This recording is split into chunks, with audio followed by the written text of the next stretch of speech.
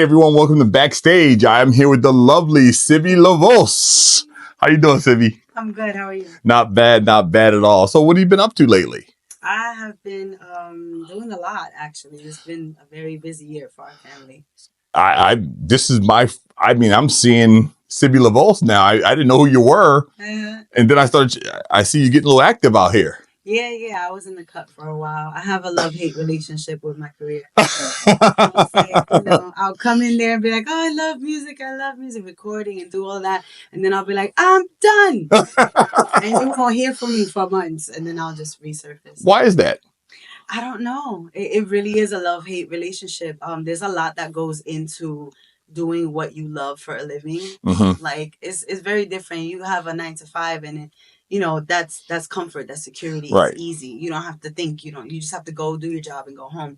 When you're doing what you love, it's so much more work and there's no time off. No, there is no time off. And you're having a dream of a music video and so it's like there's no time off. So are you all in now?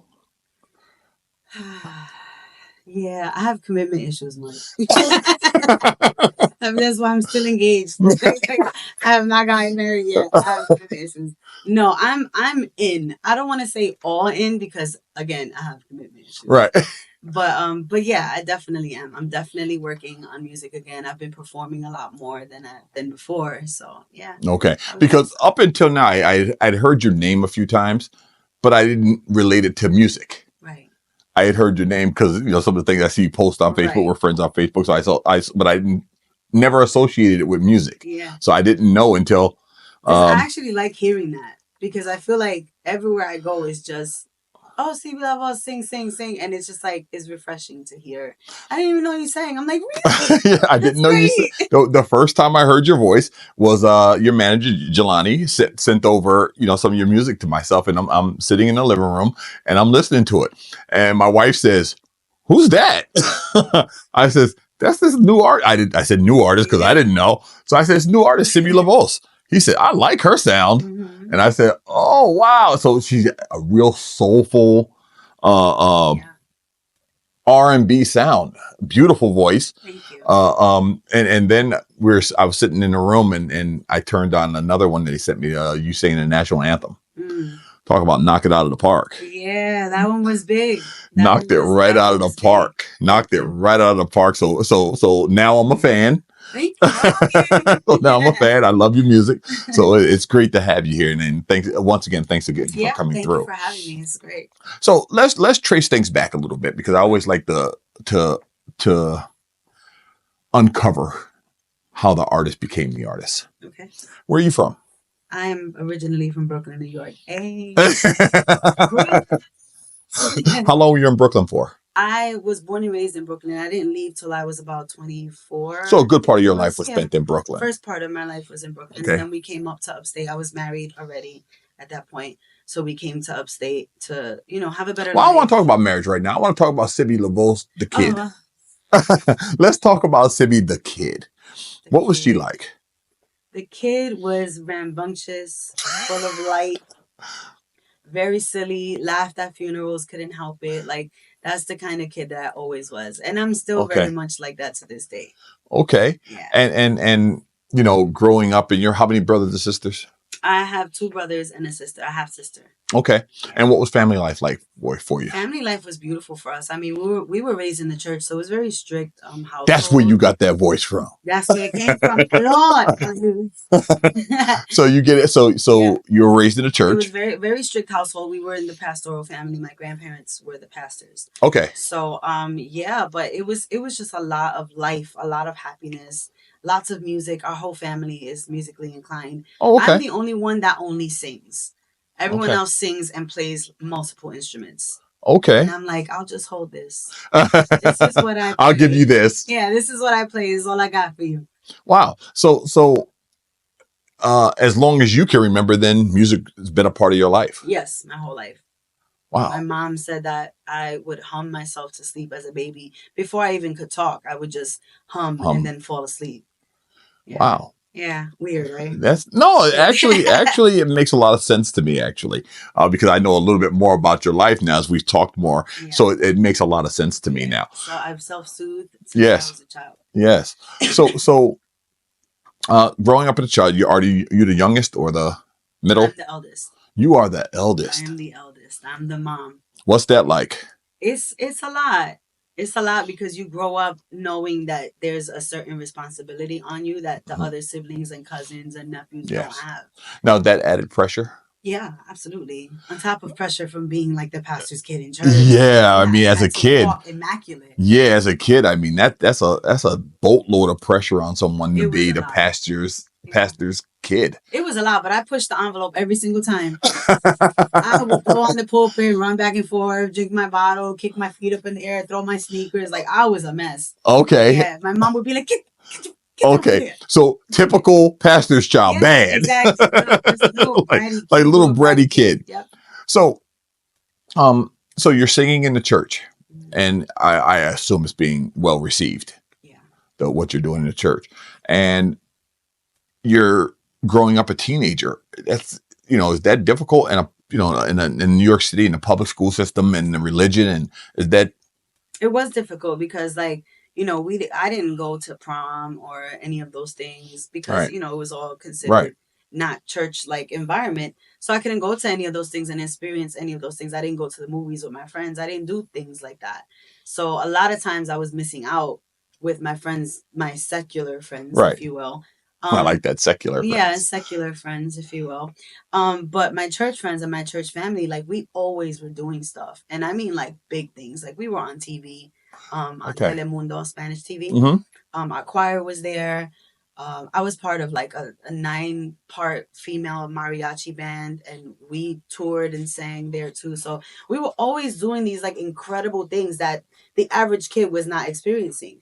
Okay. So for me, it was like, all right, I might be missing out on like prom and things like that, but like I'm experiencing all these other things that are so much more like Gotcha. grand, so yeah, it was a give and take. Yeah, and I imagine you didn't feel like you were missing out on much because that's all you knew. Yeah, exactly. It was like, Yeah. I mean, I could go sing on TV or I could go to the movies. Right. What you want to do, kid? Sing on TV, of course. So as you're growing up and you're moving into more of your life. I mean, because it's easy when we're kids, we kind of live our parents' life. Right. Sibie LaVoz starts coming out. Yeah, that was different. That's a loaded little story there. Well, do tell. Well, I come from a background, like I said, religious background. So when my husband and I at the time, we started kind of like just growing apart. Now, did you meet your husband in high school? I did, and we were in church together, and that was kind of. Oh, so he was from the church also. Yes. Okay. Yes. So we got married pretty young. I was 19 when I got married. Oh wow. So I was pretty young. Yeah. And as we got older, as I started blossoming as a woman, and my personality was changing, I was changing, and we just grew apart. Okay. So yeah, it was different because I didn't even know where to start. I was so used to being, Miriam's daughter or Richie's wife or this one's grandperson or whatever. So you didn't know who Sibie was? I didn't at all. Wow. So my thing was, as soon as, pushing forward a little bit, once we got divorced, I was like, I'm going to experience everything. So walk me through that though. You moved up to Albany first? Yes, we had moved up to Schenectady. And we were there for a couple of years. Okay. We had our 2 kids, and then we got divorced in 2017. Okay. And so after that was when Okay. So you moved up to Schenectady. You had your kid when you moved up? We had our kids after when we came up here. Okay, so everything pretty much you started building your life here. Yes. Okay. Yes. And then it falls apart. Pretty much. Upside down. Real quick. What is that like for you? It was incredibly scary because I was coming out of a very sheltered household, going into a sheltered marriage, and it was like I never had to do anything for myself. Right. I didn't know how to balance a checkbook. I didn't know how to take a bus. I didn't know how to do anything. And here I am in my mid-30s with 2 children, my own apartment. I have a job, but I'm like, I don't know what you don't know what to do. So I just worked. I just kept working because my biggest fear was to not have money and not be able to supply for my kids, even though their father is a very active dad, he's Right, but it's great, still on you at the end of the day. absolutely. Like I'm the head, I'm the Right. mom, they're with me. So, and they were really small at the time. So yeah, it was definitely challenging, but I had really good friends. Okay. And my family, they're still very, in the church, and they prayed very hard for me. Now, coming from a church background, I understand that, divorce is just not written in the cards. Right. So I imagine that had to be tough. It was. Breaking it It through your was, family. especially because we parted amicably. Right. There was So no everyone issue. was There very was right. upset that, like, well, you guys can't work it out. Like, you just walked away. And we were like, yeah, because before we come to a place where we hate each other and scratching each other's eyes out in front of the kids, like, we'd rather just walk away now while we still care Right. for one another's lives, and and keep doing what we have to do. And it worked out. I'm glad that we made the choice we Right. made. I am. Now that's a bold decision for, for in essence a little girl to be making, because at that time you were so sheltered. You were a little girl. I was, and I didn't know what to do, but I knew that at that point I had to find my way. Okay. So that was it. I was being pushed to embark on that journey. The moment I got those papers, I was like, "This is it. This is it. What do you want? Put up or shut up." Yeah. What do you want? So yeah. Sibie LaVoz is actually born. Yeah. Woo. Yeah. So tell me about that journey. So as you start growing into Sibie LaVoz, what is that like? Well, I was seeing a girl at one time, and she was a rapper and a producer, and I was a singer. So we would like work together on music and things like that. And she was like, "Oh, there's this open mic, and this guy named Mojave has like this like group where they do shows and they sing and they perform." I didn't know what she was talking about. I was like, I didn't know what a showcase was at that point. Oh wow! I was like, so okay. You had, up until that point, you had only done church music. That's it. It's only sang in the church. My entire life, exclusively church music. Wow. Yeah. So and I loved every moment of it, because there's just something about when you sing to the God you believe in, that right. Is just different, So I went to the open mic with her. I sang. I had just gotten over the flu or strep. I think I had strep throat. I had just gotten over something, and I sang a cappella. I sang the Christmas song, "Chestnuts Roasting on an Open Fire." Sang that. And the guy, Mojave, who was the head of that group, was like, "Oh, you got to be part of my team." And I was like, "I don't know what you're talking about." Part of what team? Like, what do you? Right. I really don't know what you're talking about. And he was like, "Oh, you're like a newbie." I was like, "I am very much a newbie. So what's up?" And he put me part of UGT, Urban Guerrilla Theaters, and we did tons of shows, and that's kind of where people started to know who I was. So that was your move into secular music. In fact, you're moving to secular society for the most part. In general, like I was thrown into a world that I had known nothing of. Wow. So it was different. So if I'm hearing you correct, you move away from the church into a homosexual relationship. For a short while, yeah. For a short while. Did your family know about that? They did, and it was devastating. Yeah, that's devastating. It was like, "You are a princess, and now you're making all these demonic choices." And I was just like, "Oh God, just make this year go by." Yeah, so it was. And how's that playing out for the big sister too? It was different. I mean, my brothers, my siblings, and my cousins were all very, we're progressive. We're younger. Okay, so they're very supportive. Yeah, they were like, "Girl, you do you. Sibie, you've been doing you since you were born. And so nothing we say is going to make you do what we want you to do.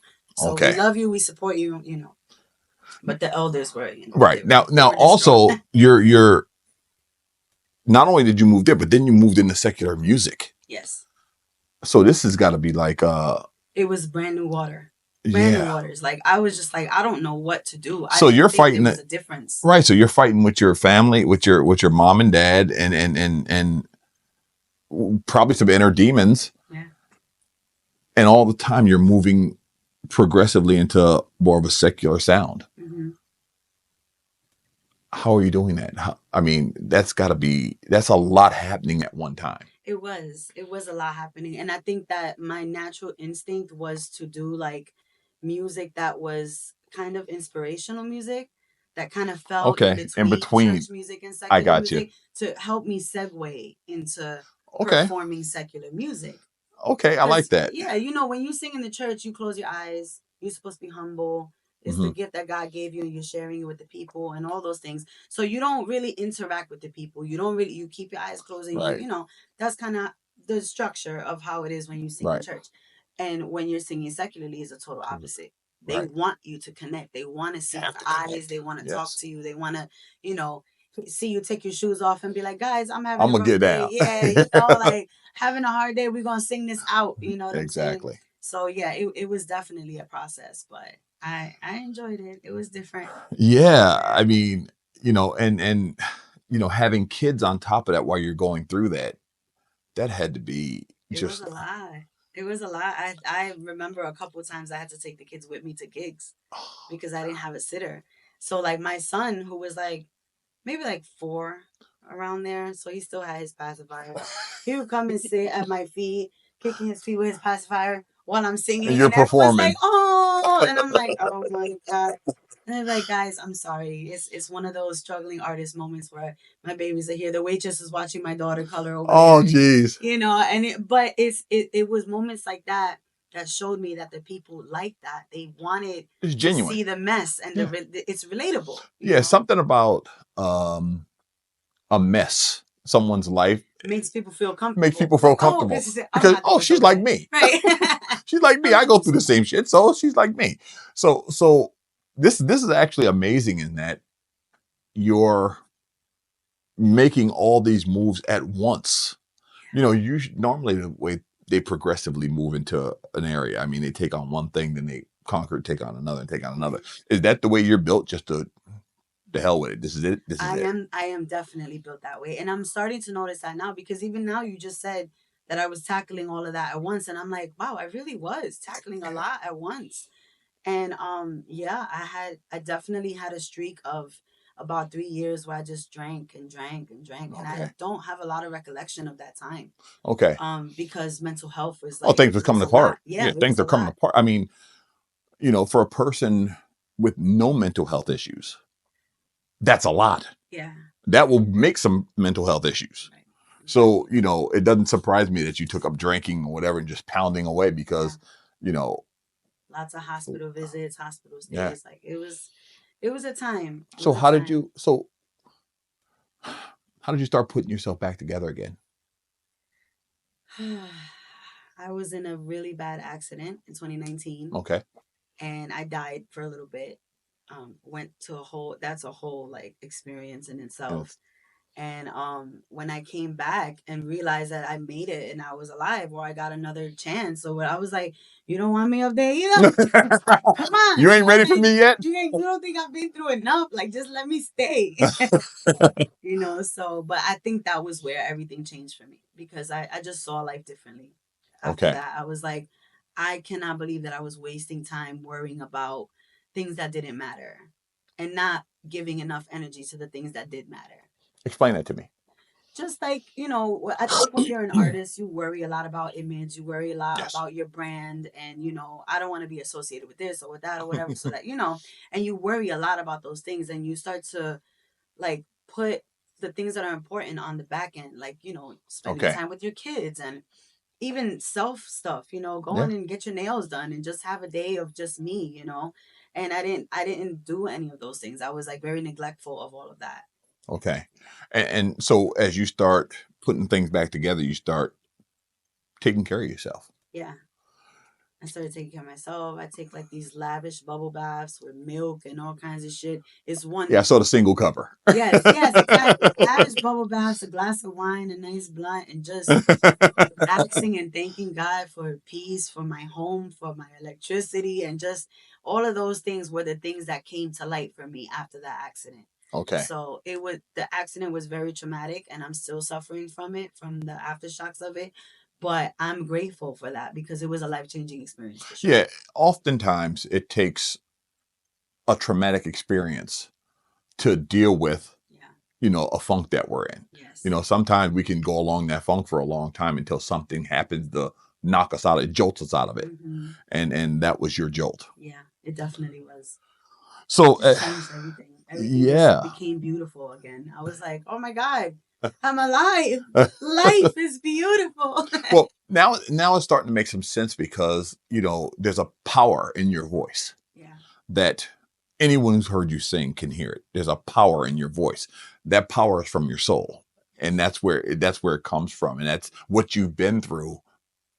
Is that kind of bluesy tone that we hear in your music. That's so that I'm gonna make you cry voice. yes, I'm gonna make you cry. Right. Now, your music, as you moving more into secular music, and are you telling your life story through your music?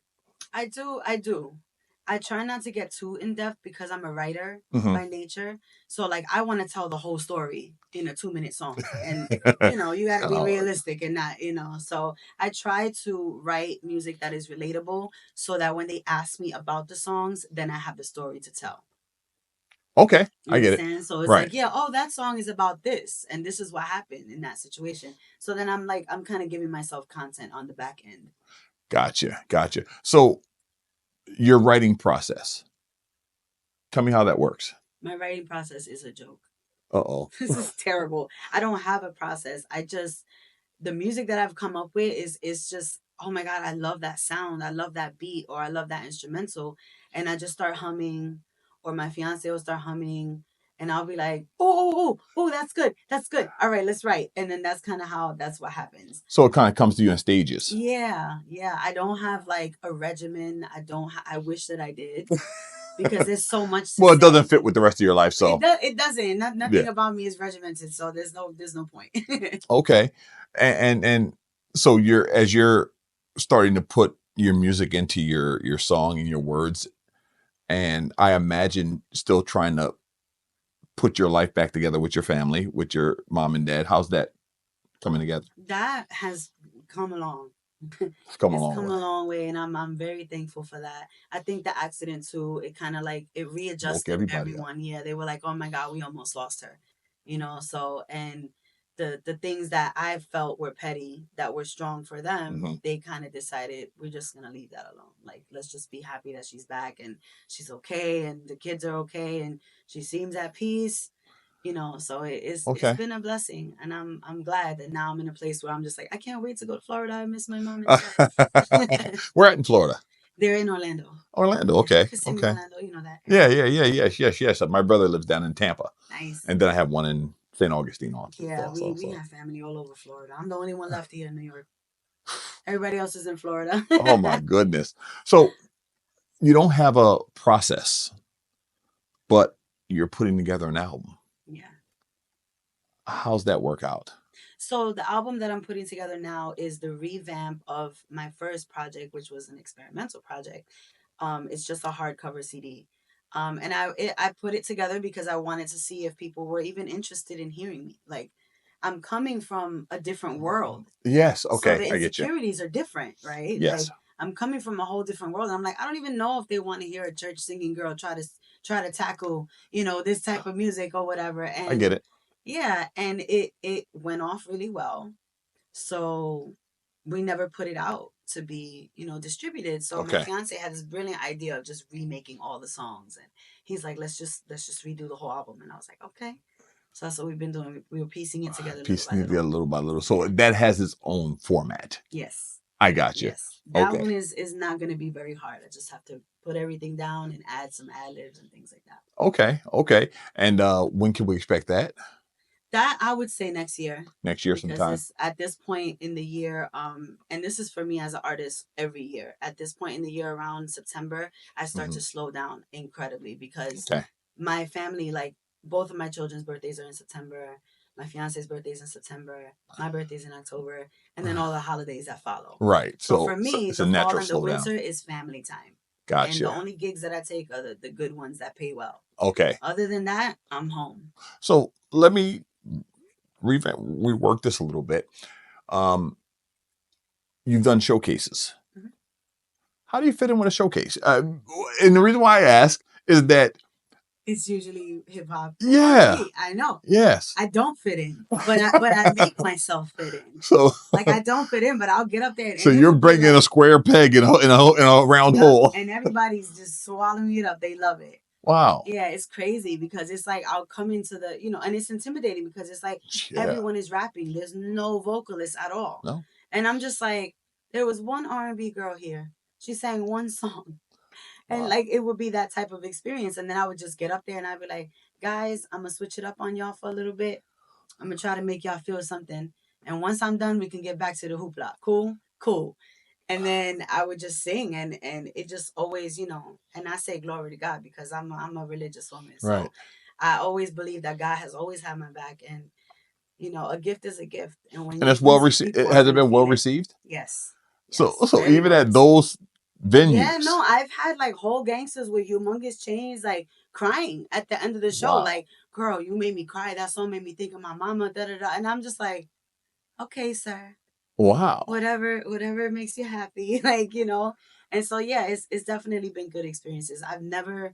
I can't say that I've had a negative experience. It's always been, even like at my bottom of my voice, like where I Hmm. wasn't doing well or I was sick, it still was like so well received because it's the soul behind the voice Right. that is what touches everyone. Right. Now, have you done showcases outside the area? Yeah. How do Yeah. what do you think? Well, since you've done showcases outside the area, what do you think about the showcases in this area? Do you feel like they're showcases? And I feel like showcases should mean something. It should take the artist somewhere. So to me, it's like if you're gonna have showcases where everyone is the same people over and over and over again, it's not and a there's no showcase. A&Rs or there's nothing's going on, then what are we really doing? It's still good practice. Don't get me wrong. Right. Showcases are great practice, but if it's not taking you anywhere in your career, then what are we really doing? Right. So for me, that's where I feel like showcases fall flat sometimes because the people that are putting them together are really kind of just like trying to make money. Okay. And So it's not, you don't, if I'm hearing you correct, the showcases that you're experiencing now are not about the artists. no, I don't feel that they are. Okay. I feel like it's more about, networking in general. And it's not a bad thing. No, But right. yeah, like as an artist, I don't join a lot of the showcases anymore because I'm Okay. like, what am I gonna get out of this? Like, Okay. I don't need to sing in front of a bunch of people. I've been doing that my whole life. Like Right. I don't need that practice. These guys might need that, and that's great for them. So you need somebody in the room. Yeah, I need Right. somebody in the room, something like Right. I'm not Somebody singing different to in the the room. same people every week. It doesn't make any sense unless Right. I just want to practice. Okay. And I've been asking artists this because I'm trying to get a holistic I'm trying to get a consensus. I know I'm not going to get it, but how do you feel about artists paying to be in showcases? I think that, well, like my fiance and I, we just did our show called Who's the GOAT. We're going to get into that. Yes.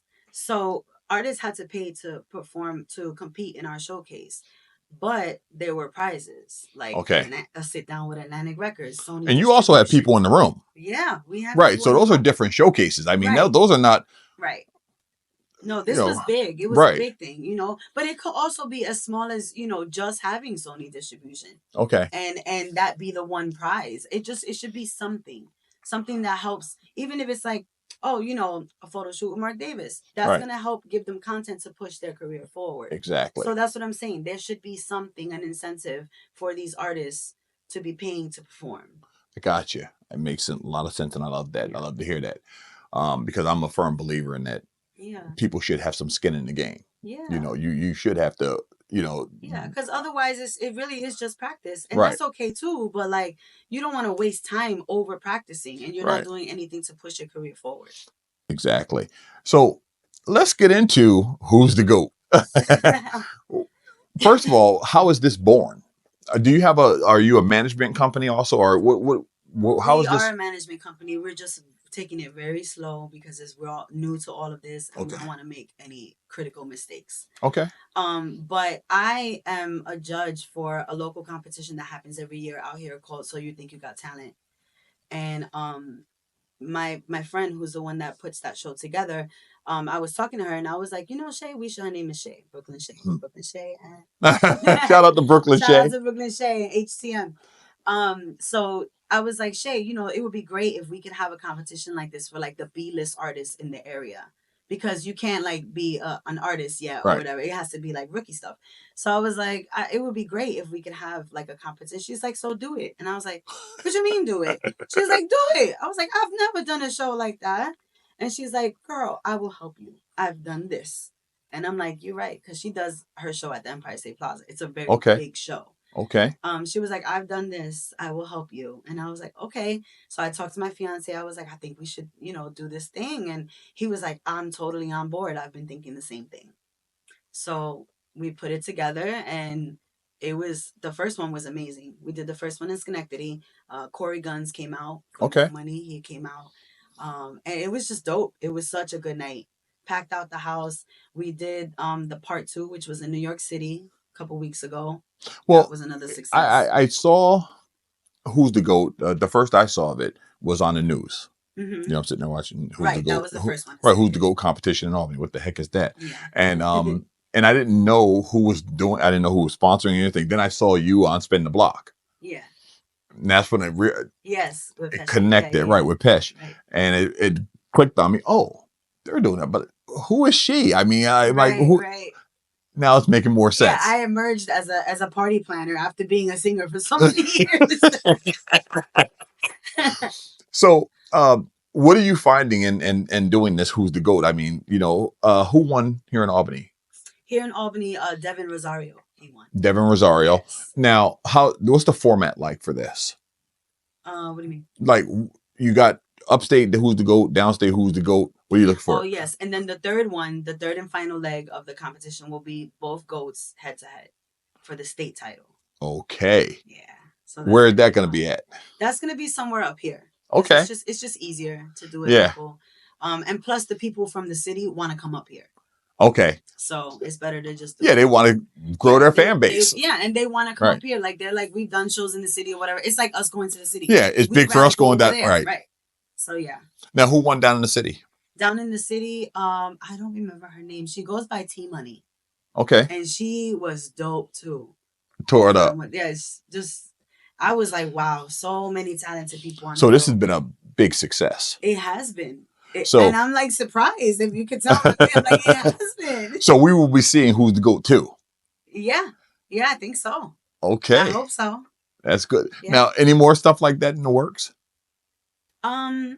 I did. Well, let me ask you. I want to ask you a better question, okay, because I don't like that question. Understanding your view on showcases and what they're supposed to be, and what they should be, and how you can grow the artist from a showcase. Are we going to see you move more into that area of doing showcases? I don't mind doing showcases. I actually like it because because again, we're a management company as well. Right. So we like to see who's new, what's going on. Like, it's kind of like I go under the guise of being a singer, but in reality, I'm scouting. Right. Right.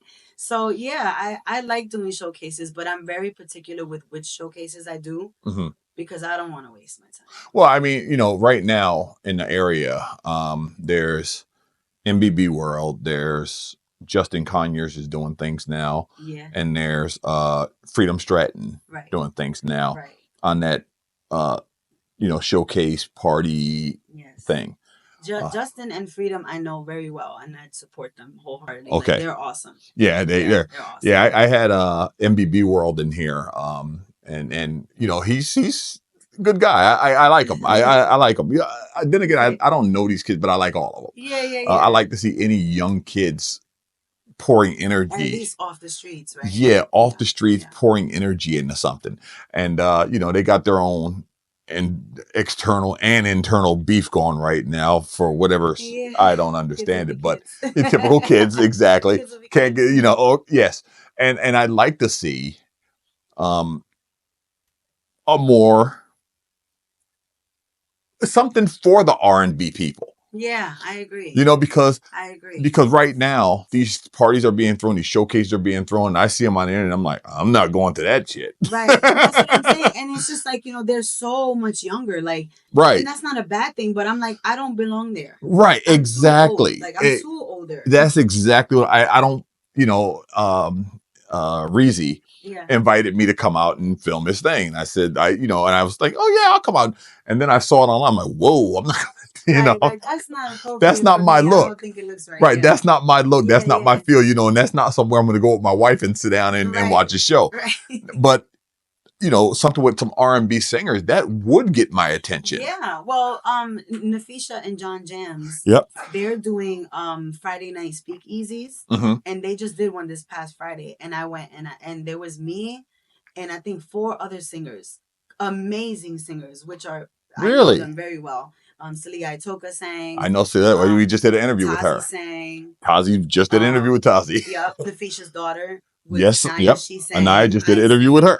Yeah, so it was like a good 4 or 5 of us that were actual vocalists. Wow. And I was just floored. It was like the best night of my life. I was well, so happy. That's something it was my awesome. wife and I can go to, and and not to say that the kids aren't doing their thing. I love that they're doing their thing, but that's not our energy. Right, that's not my energy. I don't. Auntie now. Right, exactly. I don't need no butt shaking in my face. I'm good on that. Exactly. You know what I'm saying?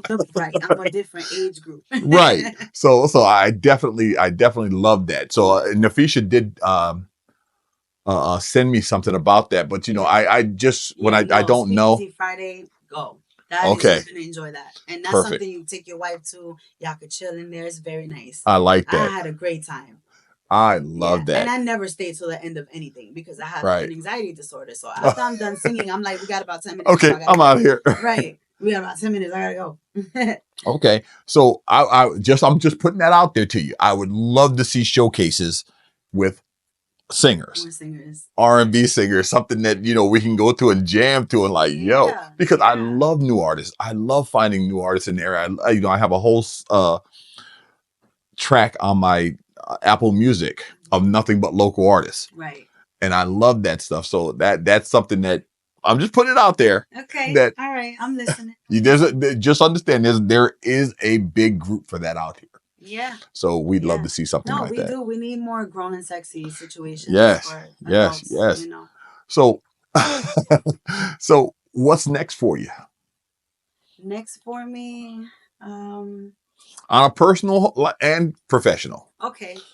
You're engaged. I'm engaged. Tell me about that.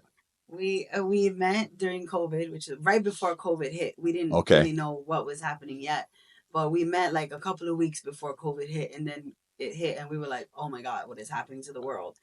And that obviously brought us closer. That's an odd time to meet. Yeah, it brought us closer faster. Yeah, it did. You had nowhere to go. Right. He was always in my house. We were always hanging out.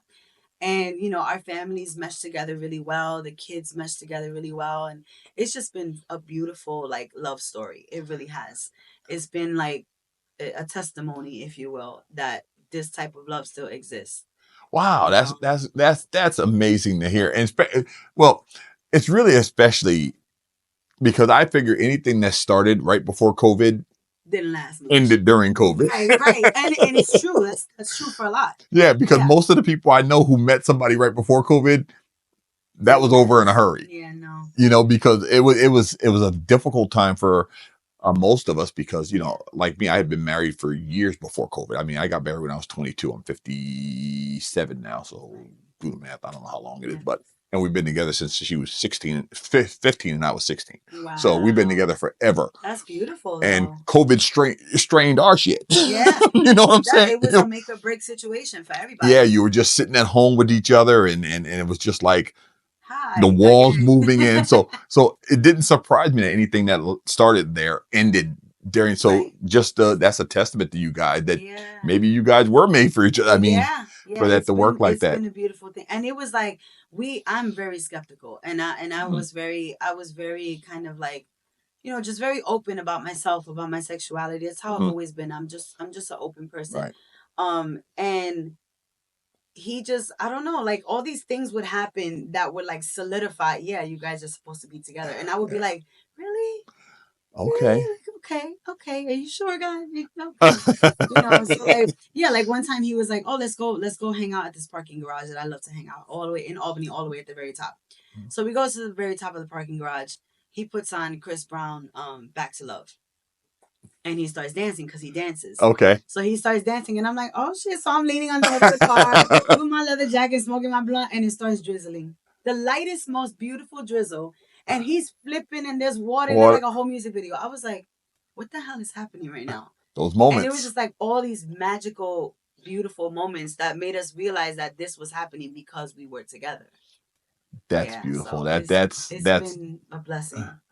good. So Yeah. so the personal life is coming together. Yeah, Um, is he the one pushing you out of the pushing you out he there? is. He's Yeah, because definitely the one. you don't strike me as a person that does it yourself. No, I don't.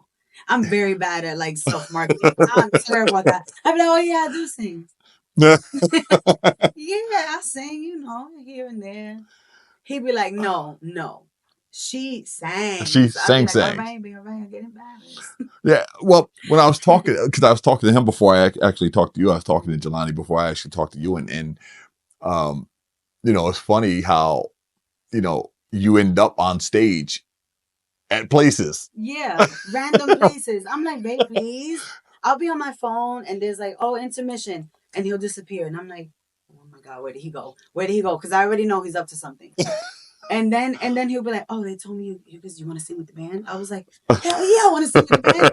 How did you do that? He's like, I just talked to them. I told them they wouldn't regret it. And so yeah, I got up on stage. I sang with them. It was beautiful. I saw a video of that. That was woo. The jazz band. Yes. Oh that my was God, that band was crazy. Oh, that was crazy. They were so good. And then like while they're playing, and they're like, and they're like, like, wow. Well, where did that come from? It was so nice. It was so nice. And then we'll be like at a restaurant and he'll go, if there's a DJ there, he'll go to the DJ, be like, yo, I'll give you $50 if you play this song. And he'll play my song. I'm sitting here cutting chicken like, whoa, that's me. Yeah, I'm like, babe, he'd be like, I love you. I love you. I'm just doing it for your good. I'm like, yes, my love. I know. He's too much. So you stepped. Well, now I saw you on stage on I think it was YouTube singing the national anthem. Mm. That was a huge crowd. Yes, that was for Market America. Okay. I sang for their convention in Maryland. So there's a lot of people in the room. Yeah, it was about. Biggest crowd you performed in front of? No. No? I've actually performed in front of bigger crowds at festivals. Really? Yeah. But that one was pretty intense because it was indoors. Right. So all the clapping yeah, was like a it's roar. loud. Oh my God, it was amazing. Oh, you hammered that. Thank you. I mean, that was that. And that one was rough because that was at 9:00 in the morning. Oh, so your voice ain't I'm in the green room and just like trying to stretch and stretch. And I was like, God, please, please, if you do anything for me this week, just let me hit this note. And you hit them notes. I hit them notes. Now, have you had official voice training? No, and yes. No, because it was my mom. My mom was like Joe Jackson and Selena's mom. Okay, but she was like, you play outside when you finish these runs. Do that harmony again. You did it wrong. Do it again. Okay. And I was like, I don't want to go eat so serious. But she was definitely my coach. Everything that I learned as a singer, as a performer, as just like my integrity as an artist, right. I get from my mother for sure. Wow. Yeah. So professionally, where are you going? What's coming up? I mean, where do you see yourself in 5 years? In 5 years, I see myself in my home. Because I would really like to purchase a home. Okay. But I want to be financially free. Mm-hmm. So I want to purchase the home. Yes. I don't want a mortgage. Okay. So that's what we're working towards. We're still not sure where. I'm thinking I'm going to end up in Florida for a couple of years. Uh-oh. Just to be around family. Like, my parents are not getting any younger. Yeah. I want my kids to be around them more. So it feels like that's the logical explanation, but you never know. Right. And as far as music, like I really want to do a karaoke tour again. That was fun. That was just something that I made up.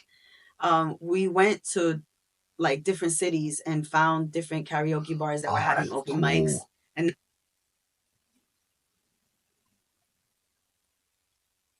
working it out. Okay. Okay. Well, Sibie, I want to thank you for coming through. Yeah. It's been very exciting talking to you. I can't wait to air this because I think that, I don't know if people know you, because you're kind of a mystery. There are plenty of people that don't. Yeah, like me, I see your stuff online. I see what you post online. I see, and that was my knowledge of you. Right, because I don't post my own stuff. Right. So that was my knowledge of you, which was zero. Right. And then as we start working towards this, I'm starting to learn a lot more about you, and there's a lot more to you than what we're seeing online. Right, and I'm very happy to put more of you out there. Yeah. Well, thank you. I appreciate the opportunity. Thank you. Wrap.